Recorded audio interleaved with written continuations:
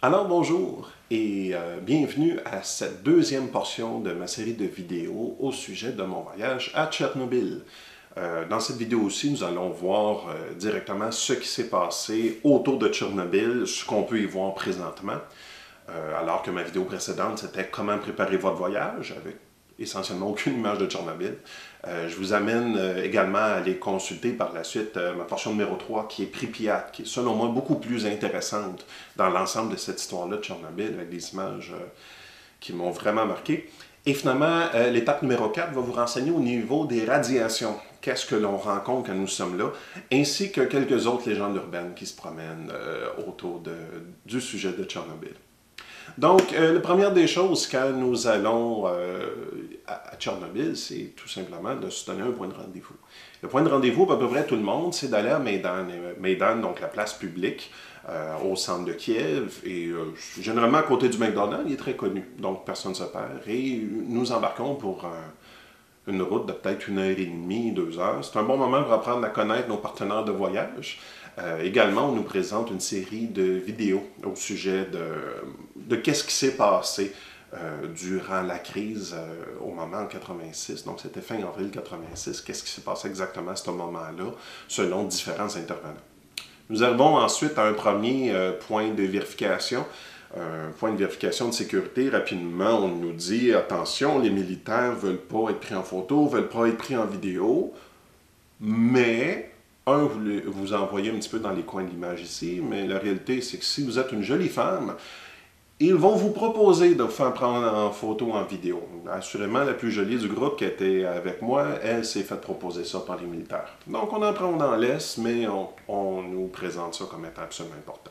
Point de sécurité est très simple, on valide nos passeports et c'est bon, on peut y aller. Sauf si vous avez besoin d'aller à la toilette, là, comme vous pouvez voir ce que je fais ici, vous pouvez vous rendre à pied, absolument personne ne vous pose des questions, et vous passez le point de sécurité aussi. Par la suite, donc, on voit pour la première fois quelques petits vestiges ici. Ce sont des animaux retournés à l'état sauvage suite à l'ensemble de la crise qui a été vécue en 86. Ça fait donc des troupeaux retournés à vie sauvage. Et ici, un premier village. Ici, c'est la rue principale d'un petit village qui a été évacué à ce moment-là. Comme vous pouvez entendre, il y a énormément de valorisés. Donc, petit conseil, prenez-vous des souliers conséquents.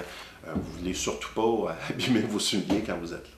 Mais on a donc ici une première opportunité de replonger dans cette époque-là soviétique avec la peinture qui décolle sur les murs et de retomber. Je crois ici c'était une école ou une église. On voit aussi que le chemin vers Tchernobyl est particulièrement libre. Il n'y a absolument aucune voiture sur la route. Il faut savoir, c'est pas vrai que la ville est complètement évacuée aujourd'hui. En fait, pour ce qu'on voit ici, ça, c'est bienvenue à Tchernobyl, tout simplement. Comme vous pouvez voir, le gazon est bien coupé, les arbres bien entretenus, la route est parfaitement dégagée. En fait, si je vous disais pas que c'est Tchernobyl, vous pourriez croire que c'est une ville dans à peu près n'importe quel autre pays de la planète. La réalité, c'est que la centrale est tout près et ils continuent de l'entretenir, continuent de construire autour, question de cerner l'ensemble de la situation, de s'assurer que ça ne dérape pas. Et pour ça, ils ont besoin de travailleurs. Donc, ils ont complètement décontaminé une zone où les gens continuent de vivre présentement. Donc, c'est pour ça qu'on n'est pas si troublé que ça. La ville de Tchernobyl même, il n'y a pas vraiment d'épave de quoi que ce soit abandonné. Il y en a juste un petit peu dans les villages autour. Et donc, ce qu'il y a surtout à voir, finalement, c'est beaucoup de monuments à l'honneur des personnes qui ont perdu leur vie en tentant d'éteindre le feu, ou les soldats également, les pompiers locaux, etc. Donc, c'est beaucoup de ça qu'il y a à Tchernobyl et c'est un moment, finalement, de reconnaître un peu de respect. Tout en même temps, on voit ici un peu d'équipements qu'ils ont utilisés à ce moment-là. La ville de Tchernobyl est donc plus à un niveau musée qu'à un niveau d'exploration d'éléments abandonnés. C'est pour ça que souvent, on vous le fait en début de voyage, au bout d'1 heure, 1 heure et demie, on a pas mal tout vu ça. Et par la suite, donc, on retourne un peu plus loin sur la route. Et on arrive ici, ça c'est un orphelinat. Comme vous pouvez voir encore là ici, la devanture a été complètement envahie par la forêt. Et ici, donc, petit orphelinat, on va donc retrouver beaucoup de lits et également un petit peu de salle de classe. Et c'est, je vous dirais, un bon moment d'aller explorer exactement à quoi s'attendre faut savoir par contre, comme c'est un des premiers arrêts sur le trajet, on a par contre un petit peu l'impression des fois qu'il y a eu de la mise en scène autour de tout ça. Tout de même, ça nous donne l'opportunité encore là de retourner à cette époque-là soviétique et de voir un peu d'artefacts académiques scolaires. On retrouve des petits cahiers d'élèves abandonnés sur le sol, on retrouve vraiment écrit par les enfants, on retrouve un peu d'éléments, des tableaux, des choses comme ça. Donc, c'est amusant à voir, c'est amusant de se replonger là-dedans. Et comme vous pouvez voir, et nécessairement avec énormément de poussière, encore là, énormément de verre brisé. J'ai coupé le son tout le long, tout simplement parce que tout ce qu'il y a à entendre, c'est des pas dans du verre brisé. Et c'est ça tout le long de la série de vidéos. C'est tout le temps des pas dans du verre brisé.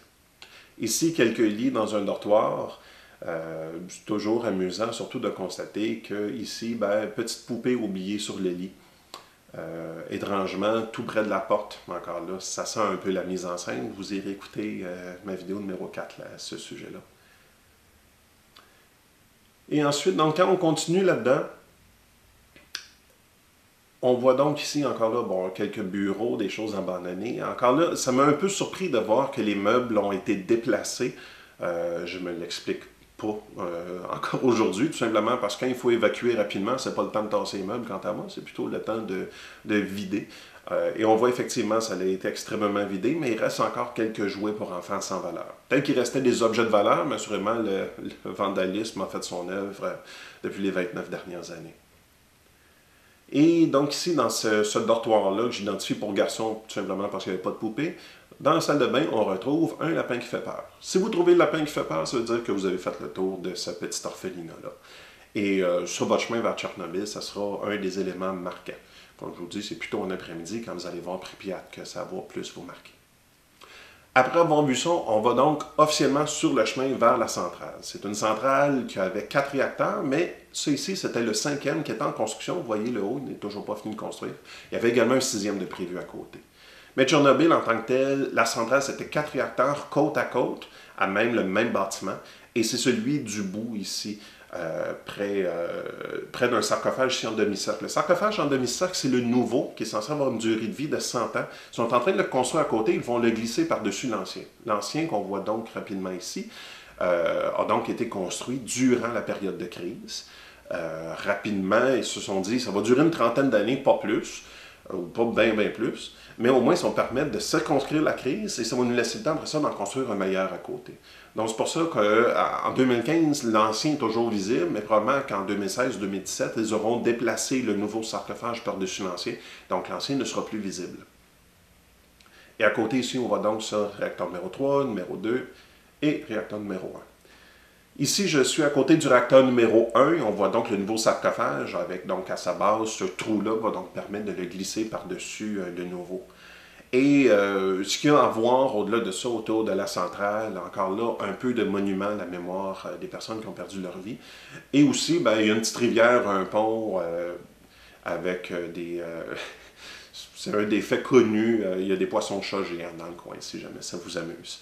Mais donc, voyez, ici, nouveau sarcophage. Voici, je suis là maintenant à une centaine de mètres de l'ancien sarcophage et le vent souffle en ma direction. Si vous regardez la vidéo numéro 4, j'ai obtenu des points de radiation à ce moment-là. Donc, c'est une construction qui est digne d'un film de peur un peu. Voyez ici, avec des murs construits un peu n'importe comment, il y a la rouille qui s'est pris dedans. Et après, on va dîner. Un petit scan de radiation rapidement pour s'assurer que tout le monde va bien. Et nous allons dîner donc dans la cafétéria qui sert de seul et unique restaurant pour le peu de population qu'il y a dans le coin. Petit conseil rapidement, c'est pas très bon cette cafétéria-là. Il existe la nourriture ukrainienne vraiment bonne à Kiev, pas à Tchernobyl. Donc traînez-vous un peu de snack et également une bouteille d'eau. Mais traînez-vous un peu de snack si vous allez là.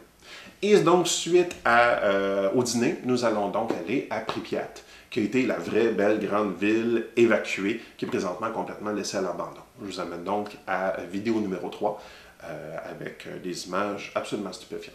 Alors, je vous remercie beaucoup.